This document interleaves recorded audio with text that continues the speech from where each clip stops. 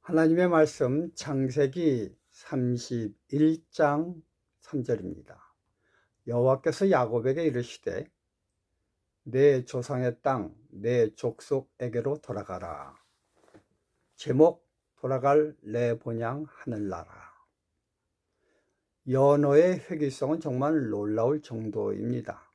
자기가 태어난 곳에 가서 죽는 연어야말로 어쩌면 가장 행복한 물고기가 아닌가 생각이 듭니다.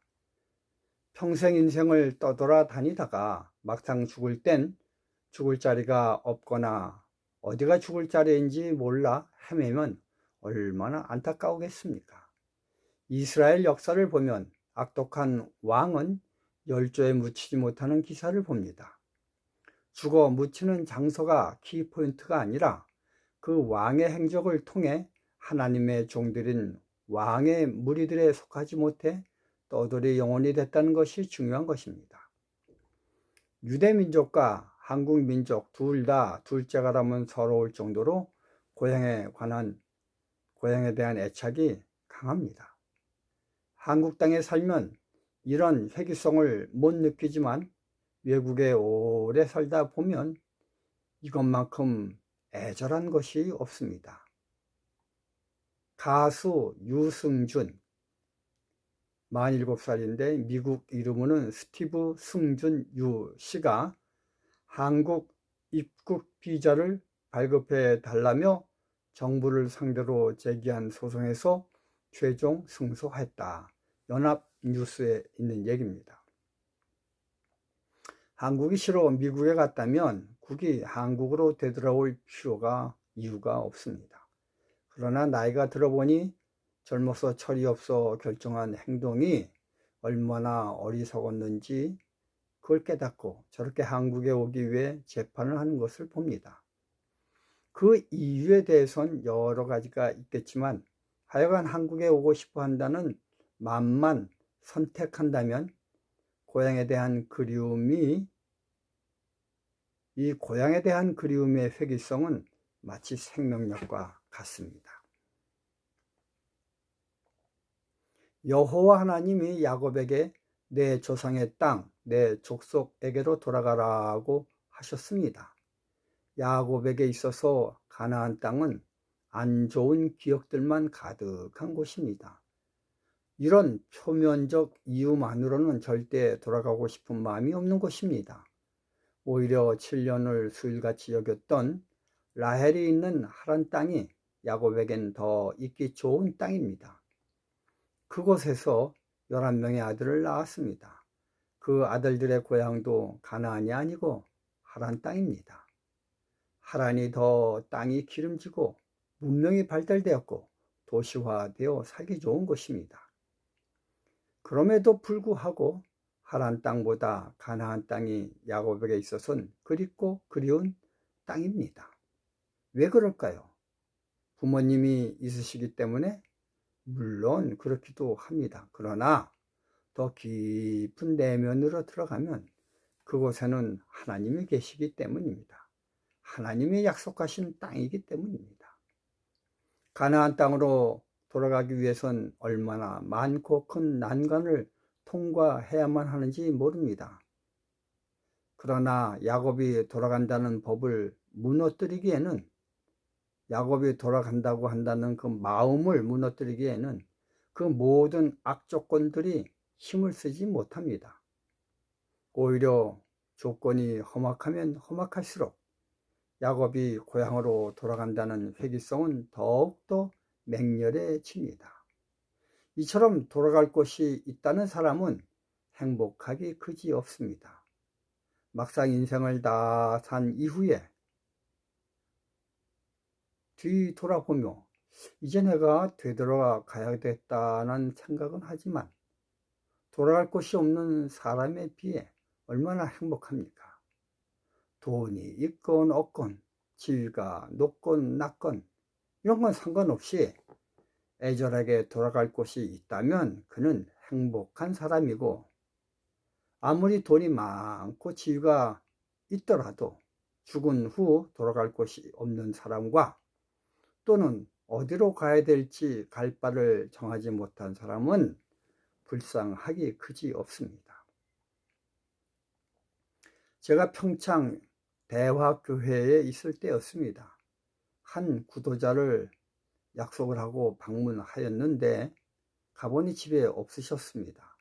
그래서 마루턱에 앉아 기다렸더니 조금 후 오셨습니다. 그래서 제가 어디를 그렇게 갔다 오셨습니까? 라고 묻자 그분은 말씀하시기를 자기가 죽어 묻힐 산소자리에 가보고 왔다고 하였습니다. 그분은 하루 일과 중 자기가 죽어 묻힐 산소자리를 보고 오는 것이 매우 중요한 과제였습니다. 그땐 그 행동이 도무지 이해가 안 되었는데 요즘 와서는 꽤 많이 이해가 저도 갑니다. 또 하나님 없는 사람은 그럴 수 있겠다는 생각이 듭니다. 그러나 하나님을 믿는 사람은 분명하고 명확하게 갈 장소가 있습니다. 그것도 다른 사람들처럼 허무하게 땅에 묻혀 살이 썩어가는 무덤이 아니라 그 무엇과 비교할 수 없는 아름다움과 생명의 활력이 넘치는 에덴 동산입니다. 계시록 22장 1절 2절 또 저가 수정같이 맑은 생명수의 강을 내게 보이니 하나님과 및 어린 양의 보좌로부터 나서 길 가운데로 흐르더라. 강 좌우에 생명나무가 있어 12가지 실과를 맺히되 달마다 그 실과를 맺히고 그 나무 잎사귀들은 만국을 소송하기 위하여 있더라. 여러분 한번 생각해 보시기 바랍니다. 늘 시간 나는 대로 자기가 죽어 땅속에 묻힐 산소자리를 보러 가는 허무한 인생이 좋은가? 아니면 아름답고 생명수가 흐르고 달마다 다른 12과실이 맺는 저 본향으로 가는 것이 좋은가? 믿지 않는 사람들의 막말로 이 성경 내용이 거짓이라고 한번 쳐봅시다. 그렇다면 21세기는요 결혼도 하지 않고 자식을 낳지도 않는 세대입니다. 또 자식을 낳는다고 해도 예전처럼 제사를 드리거나 무덤을 찾아가는 일이 없는 세대가 될 것입니다. 이런 상황에 아무도 찾아주지 않고 아무도 기억해 주지 않아 쓸쓸한 무덤이 될 곳을 매일매일 찾아가 손으로 쓰다듬으며 사는 사람의 정신은 얼마나 황량하겠습니까? 그에 비해 생명수가 흐르고 매달 다른 과실이 열리는 그 아름다운 강가에 산다는 희망으로 죽는 사람과 그 사는 삶의 질의 차이는 하늘과 땅 차이로 날 것입니다. 돌아갈 곳이 있다고 여기며 사는 사람들의 삶과 돌아갈 곳이 없어 정신이 사막 같은 사람들의 현실 속 실제 삶도 현격한 차이를 보이는 삶이 될 것입니다. 요한복음 21장 17절 세 번째 가라사대 요한의 아들 시몬아 내가 나를 사랑하느냐 하시니 주께서 세 번째 내가 나를 사랑하느냐 하심으로 베드로가 근심하여 가로되 주여 모든 것을 아시오매 내가 주를 사랑하는 줄을 주께서 아시나이다. 너무나 큰 자기의 잘못을 단지 사랑하느냐라는 질문으로 다 덮어주시는 자유로우신 그리고 그리운 예수님이 계시는 하늘 본향이 베드로는 얼마나 그리운지 모릅니다. 근데 여러분 베드로뿐이겠습니까? 이 기사를 쓴 사도 요한도 그립긴 마찬가지입니다. 우리는 그것을 어디서 찾아볼 수 있냐면요 계시록 21장 1절에 있습니다. 또 내가 새 하늘과 새 땅을 보니 처음 하늘과 처음 땅이 없어졌고 바다도 다시 있지 않더라. 요한이 에베소 교회에서 너무 힘있게 복음을 전하자 그 당시 로마 황제가 요한을 잡아왔습니다. 그리고는 겁을 주고 으름장을 놨습니다. 그러나 까딱도 하지 않자 로마 황제는 화가 나 당장 목을 치라고 하였습니다. 군사 중 힘센 자가 나와 요한의 목을 쳤지만 목이 아니라 칼이 부러져 버렸습니다.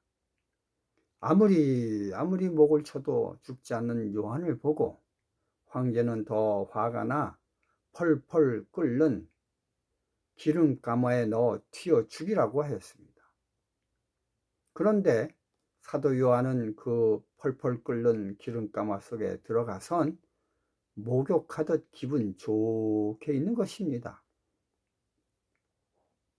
로마 황제는 아무리 죽이려고 해도 죽지 않는 요한을 보고 이제는 두려움에 몸을 떨게 되었습니다. 그래서 아무도 찾지 않는 무인도 밤모섬에 갖다 버리라고 하였습니다. 요한은 쓸쓸한 밤모섬에 홀로 있게 되었습니다.